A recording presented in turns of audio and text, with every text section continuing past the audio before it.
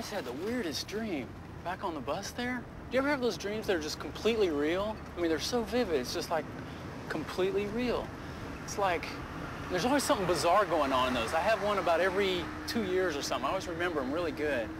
It's like there's always someone getting run over or something really weird. One time I had lunch with Tolstoy. Another time I was a roadie for Frank Zappa. Anyway, so this dream I just had, it was just like that, except instead of anything bizarre going on, I mean, there was nothing going on at all.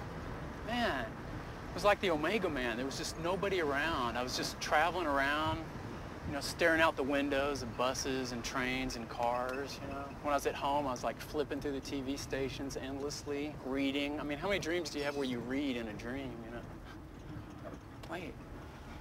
Man, there was this book I just read on the bus. Well, you know, it was my dream, so I guess I wrote it or something. But, man, it was bizarre. It was like the premise for this whole book was that every thought you have creates its own reality. You know, it's like every choice or decision you make, the thing you choose not to do fractions off and becomes its own reality, you know, and just goes on from there forever. I mean, it's like, you know, in The Wizard of Oz, when Dorothy meets the Scarecrow and they do that little dance at that crossroads and they think about going all those directions and they end up going in that one direction.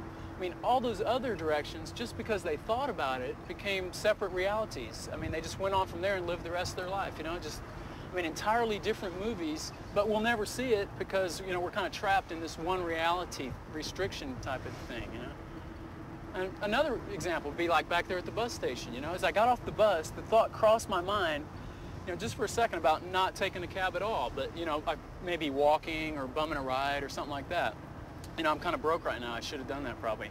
But just because that thought crossed my mind, there now exists at this very second a whole nother reality where I'm at the bus station, you know, and you're probably giving someone else a ride, you know? I mean, and that reality thinks of itself as this, it thinks of itself as the only reality, you know? I mean, at this very second, I'm in that, I'm back at the bus station, just hanging out, you know, probably thumbing through a paper, you know, probably going up to a payphone.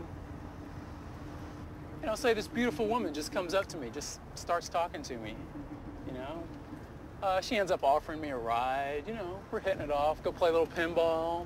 And we go back to her apartment, and she has this great apartment, you know, I move in with her, you know.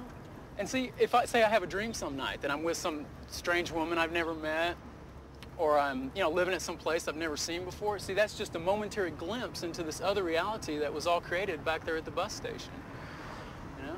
Shoot. And then, you know, I could have a dream from that reality into this one, that like this is my dream from that reality, you know. Of course, that's kind of like that dream I just, you know, had on the bus, you know, the whole cycle type of thing. Man, shit, I should have stayed at the bus station.